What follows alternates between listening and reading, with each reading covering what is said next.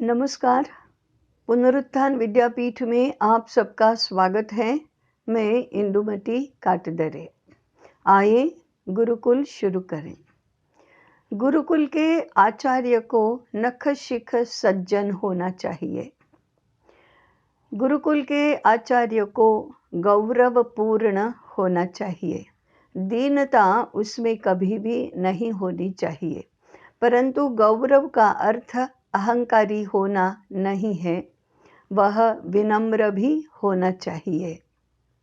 गुरुकुल का आचार्य ज्ञानवान होना ही चाहिए, ज्ञानी जैसा व्यवहार भी होना चाहिए उसका, और साथ में वह व्यवहार कुशल भी होना चाहिए।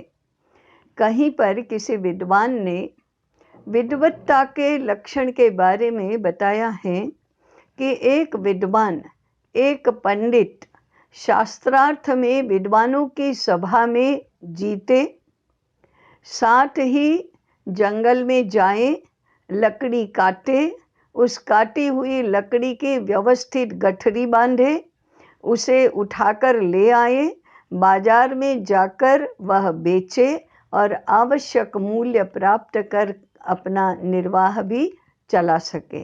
अर्थात उसे व्यवहार के सारे काम भी कुशलतापूर्वक करने आने चाहिए, व्यवहार की समझ भी होनी चाहिए, आसपास की परिस्थिति का आकलन भी करना उसे आना चाहिए। जिन लोगों के संपर्क में वह आता है उनका मूल्यमापन करना, उनके अंतर मन के भावों को समझना, उसकी व्यवहार प्रवणता देखना, उसको समझना और उसके साथ उचित व्यवहार करना, ये भी उसमें होना चाहिए। गुरुकुल का आचार्य सेवाभावी भी होना चाहिए। उसे सामाजिक दायित्व बोध तो समझना चाहिए, ये तो कहने की बात ही नहीं है, ये तो उसमें होना ही चाहिए।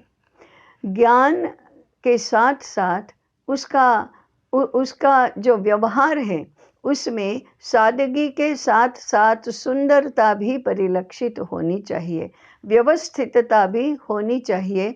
अर्थात आचार्य का वेश, आचार्य की केशभूषा, आचार्य के पादत्राण, ये सब सादगी, सुंदरता, स्वच्छता, व्यवस्थितता आदि को परिलक्षित करने वाले, आदि को प्रदर्शित करने वाले होने चाहिए।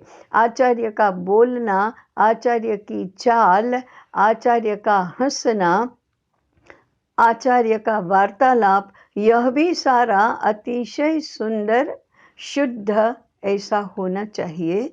उसको देखकर ज्ञान का प्रभाव क्या होता है, ज्ञान का गौरव क्या होता है, इसका आसपास के लोगों को अनुभव होना चाहिए।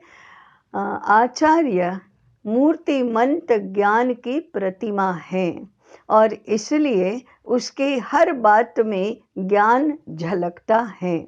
ज्ञान विश्व के सभी पदार्थों में सर्वश्रेष्ठ है, इसीलिए तो एक आचार्य को गुरु का पद प्राप्त होता है। गुरु का अर्थ ही है गौरवपूर्ण होना, तो स्वयं भी गौरवपूर्ण होना चाहिए और आसपास के लोगों को उसका गौरव अनुभव में आना चाहिए।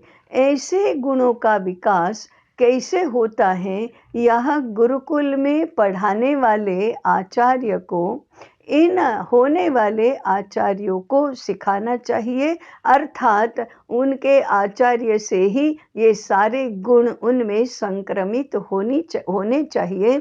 इस प्रकार का एक वातावरण, मानसिकता, व्यवस्था, दर्शन गुरुकुल में विकसित होना चाहिए।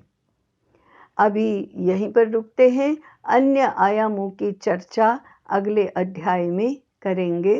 तब तक के लिए नमस्कार।